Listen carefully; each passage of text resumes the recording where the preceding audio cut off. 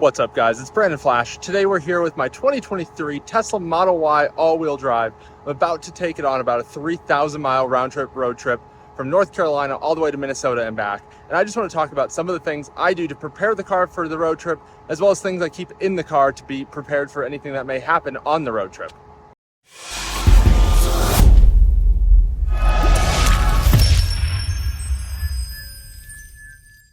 As I said, my name is Brandon Flash. This is my 2023 Tesla Model Y. If you're new here, welcome. I'd encourage you to hit the like button and the subscribe button if you haven't already. This is not my first electric car, and I've actually taken multiple electric cars on quite a few road trips. They're all on this channel here. I've had a 2015 Tesla Model S, Rivian, ID4, Polestar 2, you name it, I've probably driven it, maybe even taken it on a road trip. But right now we have my Tesla Model Y, and I'm headed to Minnesota tomorrow morning. I've got some of the stuff ready to go, and I just want to walk you guys through it in case this may be helpful to any of you that are maybe a little bit newer to road tripping an EV or just road tripping in general, because a lot of this applies whether you drive an EV, gas car, diesel car, whatever the case may be, kind of just best road trip practices. But a lot of people don't take road trips on a regular basis, so they don't know about these things. So let me tell you. So we're going to start with what I consider to be the most important thing, and that's where the driver is going to be spending the most amount of time. And I think step number one you want to do is make sure that it's nice and clean, nice and neat. You've got some nice floor mats that do need a vacuum, but we'll get to that in just a minute. These are 3D mats. These are the Kagu all-weather mats. I do have a link down below in the description, as well as a discount code. So if you're interested, these come for a bunch of different vehicles. Highly recommend them. I've had these in 3 different vehicles now. These are my favorite mats on the market. Here we have a little storage cubby underneath the seat. These are for Model Y only, and those are on both sides. They come in a 2-pack. I'll link that in the description below. That way you can kind of keep some knickknacks that you want to have handy. You can leave the cover off if you want. There's a couple different options on the market, but I like that one with the cover. It's nice and clean. Looks factory-ish with the finish there. You don't really notice it. I keep a cleaning cloth handy for the screen, for my phone, for my sunglasses. Gotta have some water handy. And up here we have my radar detector. I use that because I sometimes drive a bit quickly. I'll link the Uniden R7 as well as the mount that I'm using, because it's not a factory mount, as well as the cable that I'm using, because I have a straight cable rather than a coiled cable, and that's running on the back side of the monitor and then tucked along here underneath the trim so that you don't see it at all.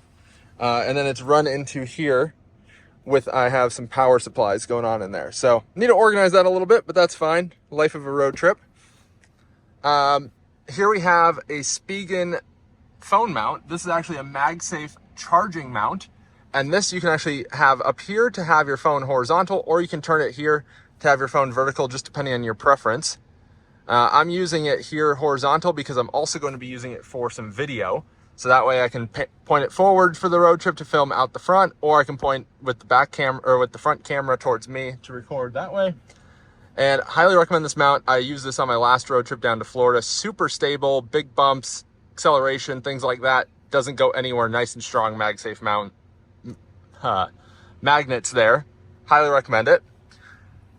This is a little bit of a piece that I added, and it just allows you to use cables and have them pass through this piece to the USB-C ports down there without having them shut in the door of your console tray. So it just kind of makes it a little cleaner to have your corded phone cords, because in my experience, the wireless charging pad tends to just overheat phones, especially if you're also recording video or running nav or things like that. I know I just recommended a wireless charger, but that at least has the utility of a mount. But I prefer a cord when I'm on road trips for my primary phone anyway, because I have a secondary phone that I run just for navigation up there. You got 2 cords because 2 people. You want to have cords for your passenger as well. And we'll move to the back. Well, first one thing here. These are the little hooks from Joie. I don't really know how you pronounce that. Joua. But super handy. They just go onto the lid of your glove box. They have 2 different versions of those, depending on the year of your car. So make sure you take a look at their product listing linked in the description, because the newer cars have a little bit thinner glove box door and the older ones have a little bit thicker. Wouldn't recommend putting a ton of weight on these for obvious reasons, because it is just hanging on your glove box. But if you got a little grocery bag or a gift bag or like a purse or something, Very handy for that purpose. That way it's not on the floor sliding around or whatever the case may be. Always important to stay hydrated. I've actually found that I like Gatorade on road trips because I don't have to drink as much, but I still stay hydrated because of the electrolytes. That's a road trip hack that I've discovered recently. Moving to the back. So we've got a couple different products here, and I'm telling you why I have them and what I use them for. I personally travel with a Dyson vacuum. I find it to be super handy, especially for like beach trips, things like that.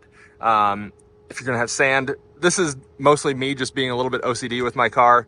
So probably not necessary for most people, but I personally like carrying it.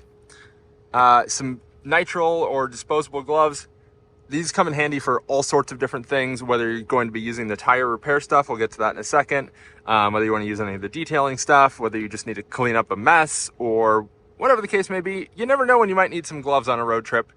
Here we have Tesla mobile connector. This is a Gen 2, and if you're a very astute Tesla owner, you would know that this is the bag from a Gen 1 mobile connector, actually. But this is just the Gen 2 mobile connector. I just have the normal wall outlet one in here, but I have another pouch with some of the adapters.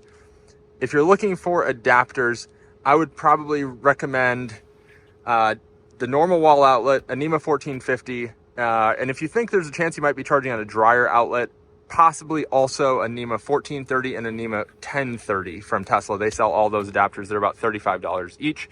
Super reasonable. Going on to interior and exterior detailing products.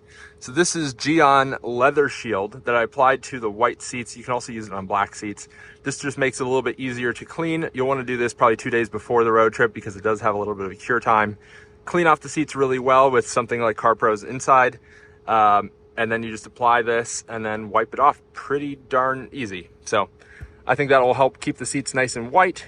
Here we have CarPro Inside. So this is a leather and interior cleaner. It also has a bit of an enzyme in it so that it can help kind of take off body oils, things like that. I use this on pretty much everything. Just put on a microfiber cloth, wipe it off. This is Bug Off. So this I dilute from a gallon jug. I usually do the 8-to-1 ratio, or sometimes if it's heat of the bug season, I'll do a 2-to-1 ratio. But this is just a spray bottle. I spray this on before I go through a touchless car wash after a road trip, or sometimes even on road trips if it's really bad. And then that way it'll help take the bugs off. For after the touchless car wash, some quick detailer. This is just a generic one I got from my PPF installer, but pretty much any of them will do. I'll link one that's pretty good down below in the description. I actually refilled that with a Meguiar's, I believe. Here we have some glass cleaner. This is the best glass cleaner on the market. Doesn't have to be the lavender scent. I just wanted to try that out, and not a huge fan. I think I'll stick to the normal clean scent. But always have glass cleaner in your car on a road trip, especially an EV, because a lot of charging stations don't have glass cleaner. So you'll want to use that while you're charging to clean off your windshield.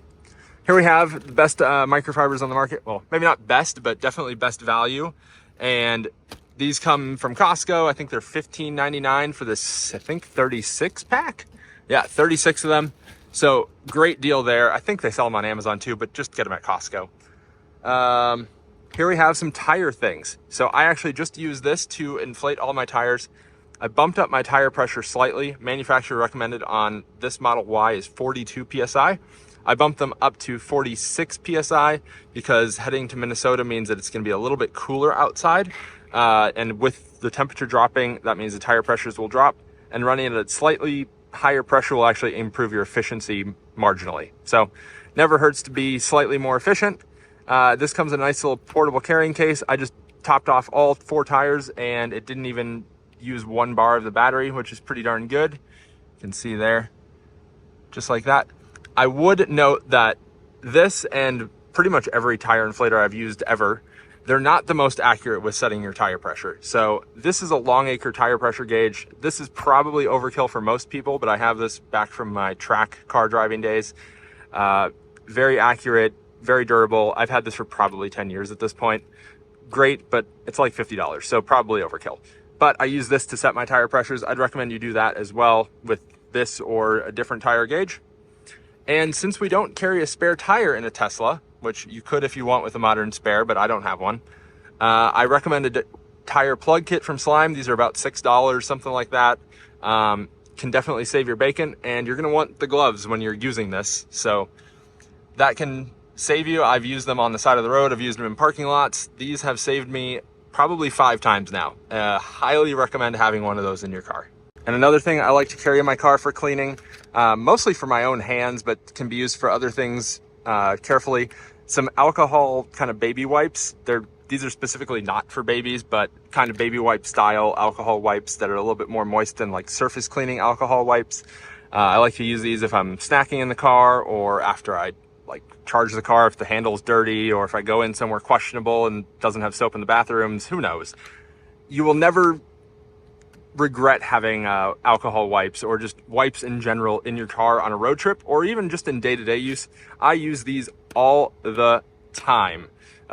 Parents that are in here will know that baby wipes are super handy, but if you're not a parent, you may not realize just how handy it is to have wipes in your car. Well, hopefully you guys found this helpful for your next road trip. If you have any tips that I missed, definitely comment down below. And if you found this helpful, hit the like button, hit the subscribe button. Thank you guys for watching. I'll see you on the next one.